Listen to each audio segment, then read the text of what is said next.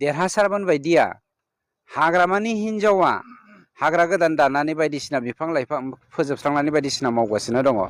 बे साधारन रायजो राजायाथ' निस्सय मावखागोन।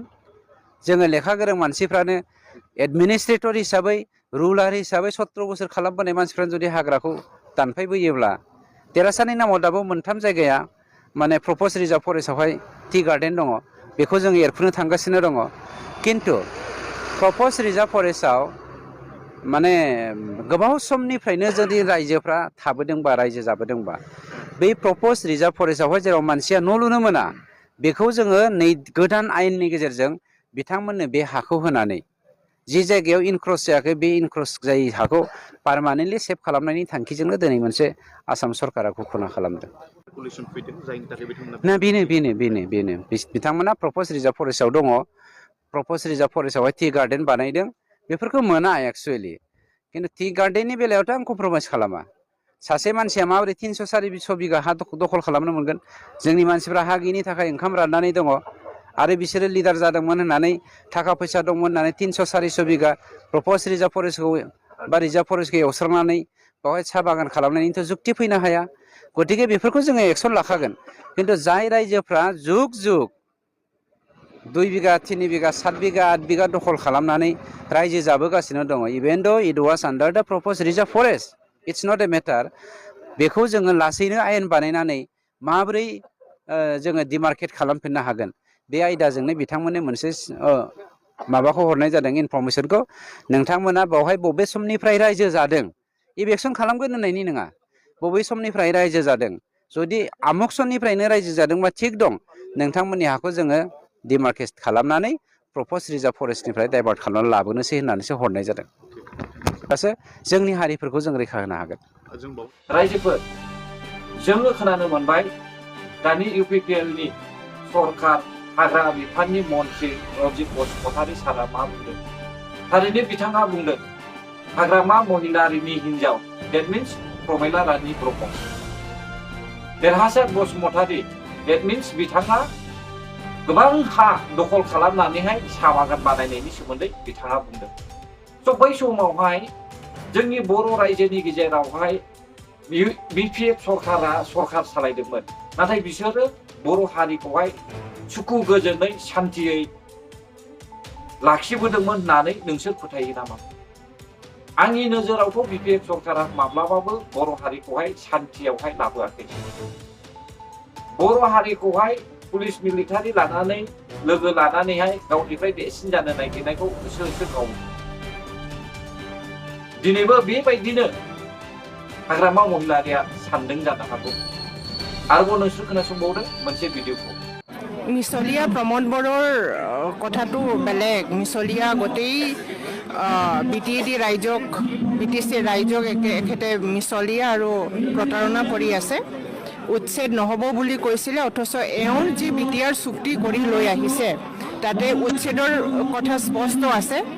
নাল, খাল, বিল ইত্যাদিৰ দাঁতি কাষৰীয়া থকা সকলো ৰাইজক উচ্ছেদ কৰাটো এওঁ চুক্তিতে লিখি আহিছে।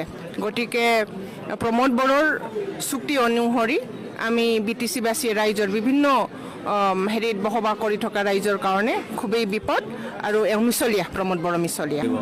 উৎসৱ बेयो जाहैबाय मुनमुन ब्रह्म, हाग्रामा महिलारिनि बिनानाव। थांनाय समावहाय रायजो राजाखौ बियो जुमुदै मुजुदों। बेबायदि गियान गैयै आइजोआ आरोबाव मेसेज होनोहाय दिनै ससियेल मिडियानि सिगाङाव गसंबावनायखौ जोङो नुदों। बेफोरबायदि मानसिया बिदियावहाय गसङियानो मोजां होननानैसो आं सानो।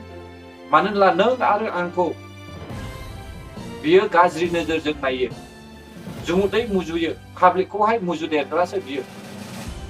दिनै ससियेल मिडिया बेनाव सोंदों माखासे रावफोरखौहाय, नाथाय बे मुनमुन ब्रह्ममोन बायदिया फैगोन इलेक्सनाव जुदि देरहायोब्ला बिथांमोना मा मावनो थांखि दं, मा मावगोन, जौगानायनि लामा मा प्लान खालामगोन, बेखौहाय जेबो बुङालासेनो इउपिपिएल सरकारखौसो इनसाल्टेड खालामनायखौ जों नुनो मोनो।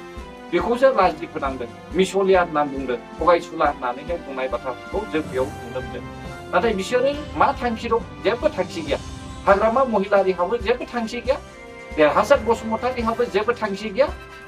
प्रमिला रानी ब्रह्महाबो जेबो थांखि गैया प्रमिला रानी ब्रह्मआ बै समावहाय हाग्रा बिफाननि मन्थ्रिमोन नाथाय बियो मा मावदों जेबोथ' मावाखै जुदि हाग्रामा महिलारि सरकारा रायजो राजानि थाखाय मोजां मावग्रामोनब्ला जोंनि चिरां जिल्लानि हाया मानो दासिमबो नियादि फात्ता जायाखै बै समावनो नियादि फात्ता जानांगौमोन नोंसोरहा जुदि हा हुआनो नियादि फात्ता गैयाला नोंसोर माब्रै साख्रि मोननो गभर्नमेन्टआ नोंनोहाय ओरैनो साख्रि होआ साख्रि जानो थाखाय नियादि फात्ता हा नांगौ बै समावहाय थाखा फैसा होसेयावबो साख्रिया जायाखै माखासे जोंनि बिदा फंबाय एनडिएफबिफोरजोंहाय लोगो लानानै बिटिआर एकर्ड जाखांनायनि उनावहाय माखासे बर'नि गेजेरावहाय दाङाबाजि नांलाय खमलाय पुलिस मिलिटारिजों होसो जानायनिफ्राय रैखा खालामनानैहाय दिनै एसे सान्थि लाबोबाय बेखौबो बिपिएफ सरकारा सान्थि होननानै बुङाखै बिपिएफ सरकारनि नोजोरावहाय बियो जोबोद असान्थि बिपिएफ सरकारनि बायदिब्ला जोंनि बर' हारिनि गेजेरावहाय दानलाय सुलाया सोलिबाय थानांगौ जोंनि बर' हारिया लासे जाबाय थानांगौ बेखौसो बिपिएफआ लुबैयो जुदि हाग्रामाया बर'नि थाखाय हा हुखौ सानदोंमोनब्ला बर'नि थाखाय डेभेलप खालामनानै होनो होननानै सानदोंमोनब्ला हाग्रामा सरकार बायदिया रामदेव बायदि मानसिनोहाय मानो हा फानना देरहासार बसुमतारीमोन बायदिया इसिबां बुरजा हा दखल खालामनानै मानो साहा बागान बानायना लादों बे साहा बागानाथ' नों आं रायजोनि थाखाय नङा बियो गावनि बेक्तिगत उदैनि थाखायसो हाग्रामायाथ' बै समाव गभर्नमेन्टमोन अब्ला बियो मानो इसिबां गभर्नमेन्ट सालायसेयावबो मानो इसिबां बुरजा हाखौहाय फानना अब्ला बियो गावनि पकेटनि थाखायसो बे हानि फैसाखौ बाहायबाय थ' रायजोफोर हाग्रामा सरकारहाबो जेबो थांखि गैया देरहासार बसुमतारीहाबो थांखि गैया मुनमुन ब्रह्महाबो थांखि गैया सानसुमा खुंगुरहाबो थांखि गैया प्रमिला ब्रह्महाबो थांखि गैया बिसोरो माबा मोनसे बुंब्ला माबा मोनसे बुंग्रासो आरो मेडिया जुदि सोङोब्ला बिसिनावहाय उननि समावहाय मा मावनो सानदों बेखौ सोङोब्ला बिसोरो इउपिपिएलखौ बदनाम होनायनि अनगा गुबुन जेबो खामानि मावा आरो जेबो बाथ्रा सावराया मानो होनब्ला बिसोरो इउपिपिएलखौ बदनाम होग्रोआ सारा मोनसेबो बिसिनि खुगायावहाय राव गैया आरो बिथांमोना मा मावनो सानदों मा थांखि लादों बर' हारिनि थाखाय मा प्लान दङ बेखौबो बिसोरो फोरमाया मानो होनब्ला बिसोरहा जेबो प्लानानो गैखाया मोननांगौ जानांगौ गाव उदै बुंब्लानो जाबाय गावनि जाथि बंसफोरखौहाय फेदेरनो हाब्लानो जाबाय बेनो बास थ' रायजोफोर आंनि भिडिअआ गोबांथार सुबुंनि थाखाय जुदि गोरोन्थि जाबायब्ला आंखौ अननानै गावनिनो बर' फिसा होननानै निमाहा होगोन होननानै आं आसा खालामबाय आरो जायफ्रा आंनि भिडिअखौ जोबजासे नायबाय बिथांमोनखौहाय आंनि गोसो गोरबोजों अननाय आरो खुलुमनायखौ बावहरनानै बे भिडिअखौ बेयावनो दोनथ'नाय जाबाय गोजोन्थों जय बर' हारिनि